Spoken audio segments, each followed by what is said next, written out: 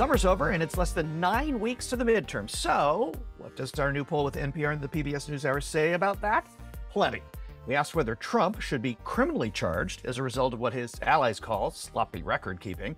We asked which issue was most important to voters. And we found that this is likely to be a very close and very important election. We're going to unpack all of that. Then, polls have shown throughout the pandemic that Americans have been pretty worried about the educational impact on students of all the COVID disruptions. There is now an increasing amount of data to show they had every right to be concerned. Kids have suffered academically, and we'll talk to an expert to find out how, if, we can recover. And we wrap with the fun fact, all about maybe the most popular Joe in America. Which Joe is that? You need to stick around to find out. And hi, everybody. Welcome to Poll Hub. I'm JD Dapper. I'm Barbara Carvalho. I'm Mary Griffith. Riley Mernkoff. Well, we were very, very busy this week. We have 2 polls out this week with our national partners, NPR and the PBS NewsHour. The first thing we tackled with these polls was Americans' opinions of Donald Trump and the recent unpleasantness, as the South used to call the Civil War, with the FBI confiscation of documents, government documents at Mar-a-Lago. 61% of Americans actually think that Trump did something either illegal, and that's 44% thought that he did something illegal. And another 17% thought he did something unethical but not illegal. And 61% in total thinks he did do something wrong. I think one of the things that I was taken by this poll was the fact that, we've talked about Trump's base among Republicans. And I think this is something that really shows where the line is for many Republicans, not just regarding the specific incident, but also regarding, Trump's future in electoral politics as well. What were some of your takeaways from this poll? Well, I'm trying to decide whether 25% of Republicans agreeing that former President Trump did something unethical or illegal. 25% of Republicans say that. I'm sort of thinking that's a big number of Republicans who are now on the side of the independents and the Democrats and not with the core of Trump's base. I thought that was interesting. We also asked whether people want former President Trump to run for president in 2024. A total of 61% of Americans say they do not want him to run. But, the majority of Republicans do want him to run, even if he's charged with a crime, at 61%. So again, that's a lot of people, but for Republicans, but it's also a lot of people on the Republican side who are not necessarily buying into former President Trump like they used to. So, that was my takeaway on all this, that, there's some slippage. And I think people are tired of relitigating the 2020 election when there's so many other things on people's minds. Jay, did you have a good takeaway there? No, I actually the same as you. I think what we're seeing here, and there have been a couple of other national polls that have begun to show this. I think we maybe showed in the most definitive way that Trump's hold on the Republican Party, at least the Republican Party electorate, not the elected officials yet, but on the electorate, I think is breaking. And I don't think that's too strong a statement. Certainly things can change, but I think it's breaking. I think you see that in some of the numbers you cited, that 1 in 4 Republicans don't think he should run for president. I think that's a very stark number for him, for a guy who has held the Republican electorate in the palm of his hand for 6 years now. I think that's a very strong number to look at. I also think that when you talk about the number of Republicans who think that he did something illegal or unethical and should be charged with a crime, 10%, 10% within the margin of error, that could actually be, bigger, and it could be a lot smaller. But I think that even 10%, that speaks to at least some segment of the Republican electorate being willing to say to pollsters out loud that this guy is not my guy. It's just not my guy. And I think that's important. And I think that's just we go back to Nixon and the number of Republicans who still supported him as he headed out the door, and it wasn't a small number, right? I mean, I don't have the numbers in front of me, but it wasn't like 1% or 5%. He still had a real base of support, a guy who was resigning. So I think this is that same kind of narrative, is that he has a base of support within the Republican Party, but it is shrinking. Is it enough, though, Jay, to be successful in Republican primaries? Well, that's the difference here, is that this is the Republican electorate. We're starting to see these numbers, but there's almost none of the primary winners in Republican primaries around the country who are singing this same tune. And to be clear, the majority of Republicans do still back Donald Trump. It's just not the very, very strong majority that we've seen in the past. We actually had another poll out this week as well, and that one focused a little bit more on the midterms. There was some good news there for Biden. His job approval continues to inch up. It's at 41%, up from 38% in August, but continuing to rise because it was 36% in July. So it's actually statistically up over the summer, which is tough to do, particularly when a president is in the mid 30s. So a little bit of good news for him there. We also pointed out, though, that the Democrats have a +4 lead over Republicans on the congressional generic. Now, that is actually down 3 points from earlier in the summer. It's not that the Democrats have changed, but the Republicans have inched up a bit. What does all of this say going forward for where the midterms are out? We're just 2 months out. Well, I think the narrative that was so popular in the spring and early summer, that Joe Biden, was a real problem for the Democrats, and you better closet him and keep him out of sight for the fall, and also that the Democrats were, on their way to getting clobbered in the midterm elections. That scenario's now changed. People are talking about the Democrats being in much better shape, both in the Senate, for sure, in part because of some of the candidates the Republicans have put forward are not necessarily strong in some critical states. And also the numbers that Dave Wasserman of the Cook Political Report has estimated, that the Republicans are likely at this point to pick up, between 10 and 20 seats as opposed to 25 to 35 seats. So that it all has moved just a little bit.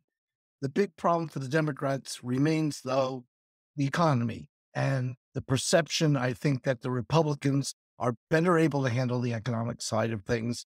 And because so many people care about the economy, that sort of still is an Achilles heel for the Democrats. Yeah, there's two things I see in this poll that really jump out at me, and then I'd make one observation. One thing is 62% of Americans think the U.S. is in a recession. There's some self-fulfilling prophecy in that. There's a lot of research that shows that when people think you're in a recession and the media talks about the recession, you actually go into recession. So that may be the case. That is kind of, just keep that in mind. That's lurking over everybody's shoulder. Number two, what you just mentioned, Barb, in our July poll, inflation was the number one issue among Americans at 37%. Abortion was 18%. Inflation's down to 30. Abortion's up to 22. The number I would pull out of that is women in July. 32% thought inflation was the number one issue. 24% thought, I think it's 24%, I can't read my writing, thought it was abortion. That has flipped. So women now, it's significantly higher, think that abortion is the number one issue instead of inflation. Women, I think, are going to be a real big story here. My observation is it's still a long way to November, and anything could happen.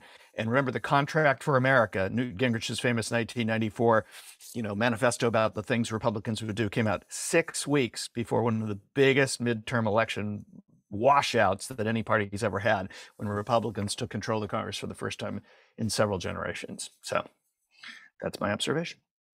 Well, we're more than 2 years into the COVID-19 pandemic, and we're just now starting to understand the toll that the pandemic has taken on academic achievement among America's youth. Now, according to a new report recently published by the National Center for Education Statistics, we're seeing the first drop ever in math and the largest drop in 30 years in reading scores among 9-year-olds. And probably not surprisingly, the declines are worse for lower performing students. Here now to talk about this topic is Dr. Karen Lewis. Dr. Lewis is the director of the Center for School and Student Progress at NWEA, formerly Northwest Evaluation Association. Dr. Lewis is a researcher into academic achievement and growth. Welcome. Thank you for having me. Now, this statistic that I just shared with our listeners probably is no surprise to you based on the research that you've conducted.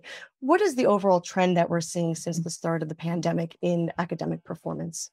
That's right. The results that came out this week from the NAEP were not a surprise to our team. We've been tracking student achievement and growth since really the onset of the pandemic to understand how kids have been impacted.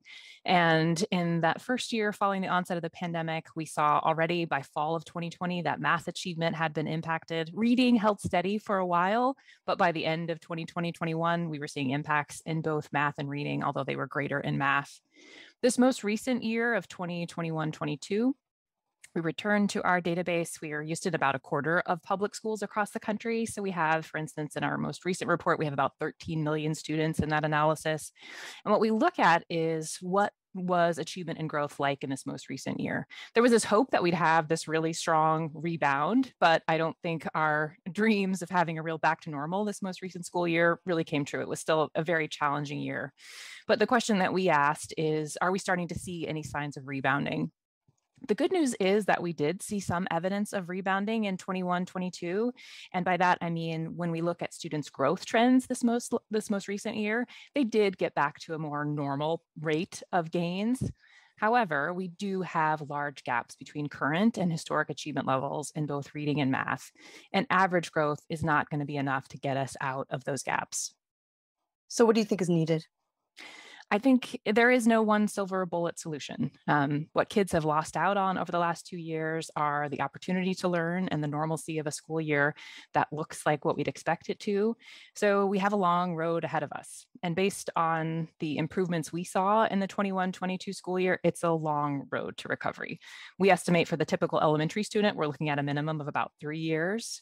We see less evidence of improvements for older students. In middle school, we see really stagnation in the levels of unfinished learning. So for that age group, we're looking at least 5 years, if not more. And those timelines are really alarming because they extend past the availability of the federal dollars that are devoted to support recovery. And for older students, it's going to extend past the time we would actually expect to have them in the high school classroom. So we need to do better and get our improvements going at a faster rate to really get out of this hole. During the pandemic, the discussion was that, well, there'll be enough time for elementary school students to catch up.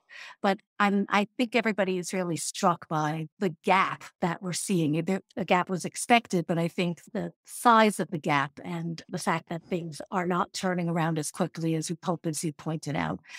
So what are some of the things or guidelines that individuals can do and communities can do? A couple responses. The first is, I'm not sure everyone has a deep understanding of how urgent this is. I think that researchers and people really linked into the education space are maybe more aware of what's happening and how dire it really is. I think we need to do a better job at communicating to parents what the gaps are and getting parents on board as partners in the efforts to get kids reconnected to learning opportunities and help get them back on track. I say that though with the utmost empathy that we are all exhausted from this pandemic. And I know parents and educators have 1,000 things they're worrying about, and probably their students' unfinished learning is one of the things on that list, but there are others. And there are other ways students have been harmed. And I don't mean to minimize those other impacts when we focus just on academic impacts. Yes, we've seen a lot of mental health issues, and this is a generation that has struggled in a number of ways, the pandemic being the most recent. Exactly. And this most recent school year, getting back in the classroom wasn't just about getting kids back on track in terms of their reading and math outcomes. We also needed to re-engage them in the learning community and remember what it's like to be in the classroom and be connected to your peers and to your teachers. Those are all fundamental aspects of being a learner. And we can't poo-poo that away as not as equally important to getting kids connected to math and reading instruction. The other thing I would say in response to your question is it's not just about what we're doing in this moment to get kids back on track, but really the critical question is, are we doing enough of the right things? My biggest fear is that schools are taking a kind of one size fits all Band-Aid approach and implementing a strategy that they think will work. And there's, pre-COVID evidence that it supports increasing test scores, but we need to make sure that we're attuning in the impacts, the positive impacts that we can expect from those interventions, and making sure they're in proportion to the ways kids have been harmed. And I bring this up because the COVID has not been an equal crisis, and we know particular communities and student groups have been hit harder than others. And so we need to make sure that we're delivering supports proportional to those needs. There has been such an undermining of trust in national testing. In fact, there's a debate whether we should even have national testing and whether that's a fair and relevant barometer. How important are these national barometers to understanding what's going on at the local level? Like with most things relevant to data, it's not so much about the data itself, but how it's used. And I want to be really clear in the research my team has been doing. We are less trying to shine light on or identifying problems with students or groups of students, and more using these data to shine light on systems and the way systems are supporting some students better than others. So when we look at test scores, it's the output of a very complicated system with a rich and complicated set of inputs. We focus on the outputs because that's where we have data, but we need to focus our efforts on the system itself and inputs there, and make sure that we're paying attention to understanding how our systems are supporting some students better than others. And that's where data comes in to help us shine light on which students have been harmed the most, and where can we use a strategic way of approaching those needs in proportion to what the data tells us where the largest problems are. From a parent standpoint, parents, and I am a parent, tend to be used to being an advocate for their child. And you talk about this fear about there being a one size fits all solution. But sometimes as a parent, perhaps communication isn't necessarily the greatest or the best between, home and classroom. I'm fortunate that that's not a problem for our family, but others may be experiencing that. What are some of the red flags that parents can be looking out for when to sort of get a sense as to whether or not their child is on track? Because it may not necessarily be evident day to day. And then, for a couple months pass by, you have a conversation with a teacher. How can parents be better advocates to make sure that their children get the help that they need? I think it's a matter of asking pointed questions. I don't think teachers are used to having parent-teacher conferences and preparing and sharing back data about children. But in this moment, this is a new question we're asking of teachers of how is my child relative to where we'd expect them to be if the pandemic hadn't happened. And so there are lots of ways you can ask that question. One is situating a student's achievement or growth relative to national norms. Obviously, we can do that in our data because we have access to pre-pandemic norms. But I think we also want to empower teachers with the professional expertise they have about here's what I typically expect from third graders. Here's where your student is at, and here are my places that I want to help your student grow. I think it's really critical, though, that we encourage parents not to be just advocates for their own child, but advocates for the greater school community. And I think that parents can use their voice to make sure that their school communities are supporting all learners. And it's not just groups like me that are doing well, but making sure that we have equity within a school and are attending and making sure that our school communities are paying attention to which kids are better or less well served. So we think of parents, we think of teachers, we think of we think of our particular school district. But is there something that people should be advocating, looking for? Or is there a broader? You say it shouldn't be one size fits all, but is there a federal response that we should be expecting or should be looking for? I think the biggest response I'm hoping for from the feds in this moment is to recognize that the timeline for spending those federal recovery dollars is not in alignment with what is a realistic timeline to recovery. Those federal funding dollars are likely to run out before we actually see kids getting back to a place where we would want them to be absent the pandemic. So I think as community members, if we can put pressure on the people that hold the purse strings and write the checkbooks to make sure that we're not ripping away those supports from teachers and schools at the end of the 23-24 school year and expecting some magic wand to have been waved and all kids to have been healed from this trauma, that's unrealistic. And so we need to make sure that we're using our power and privilege to push pressure on the people that can sign those checks. Dr. Karen Lewis, Director of the Center for School and Student Progress at NWEA, thank you for joining us. Thank you for having me. Well, in your opening, Jay, you alluded to the Joe factor. And that happens to have different meanings for different people. In the case of the fun fact, we're talking about a cup of Joe, as in coffee and whether people drink it and how popular it is. Gallup poll way back in 1954, before I was even drinking coffee, asked, and 87% of Americans at that point said they are coffee drinkers. I went as high as 6 cups a day in my early teaching career, and I have descended maybe to 1 decaffeinated coffee a day, and that's probably a lot.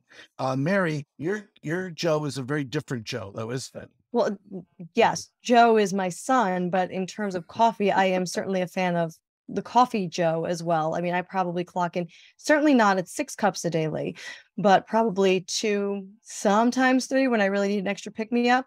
And I like the caffeinated variety. So count me in for a fan of the. You're a high test person. You want high test. Jay, I didn't see you drink a lot of coffee.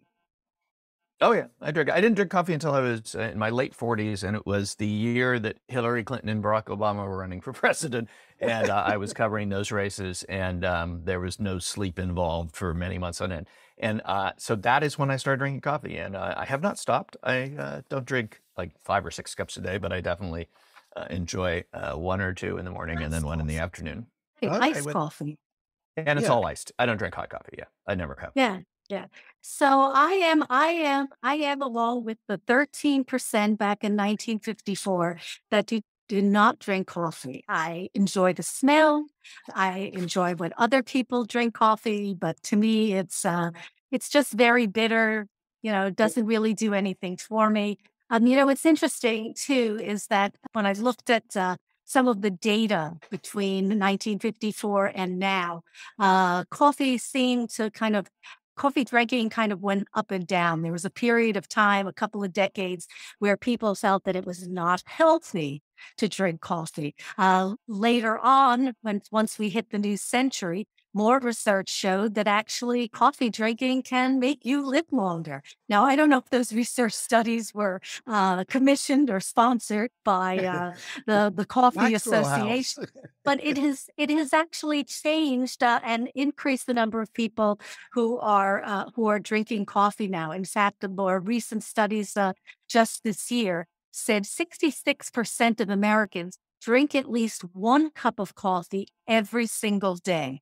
Now, that doesn't compare to the 87 in 54, where that was just generally, who is a coffee drinker. But I believe the data shows that coffee is the drink that is consumed by the largest number of people. And believe it or not, they actually claim that it's more than tap water. Well, there's coffee drinking amongst some of us, and then some But of there's it, always got to be a weirdo in every crowd. yeah. Well, this time I begged off for coffee pretty much a long time ago, and you are not, but Jay and Mary indeed are. So anyway, that is where we stand. That'll do it for this edition of Poll Hub. Poll Hub is a production of the Marist Poll at Marist College in Poughkeepsie, New York. Meredith Griffith is our executive producer. Casey Schaff is our production supervisor. If you enjoy Poll Hub, please consider leaving a review. Positive reviews help other listeners like you find us. If you'd like to learn more about polling and survey science, check out the Marist Poll Academy, our free online learning portal. If you have questions for us, tweet them directly to @MaristPoll. Remember, you can always tell your smart speaker to play Poll Hub, and with any luck, it will cooperate. Finally, wherever you listen to Poll Hub, there is a subscribe button. Click it, and the latest episode will be ready for you in your podcasting app as soon as we release it. We'll see you next time.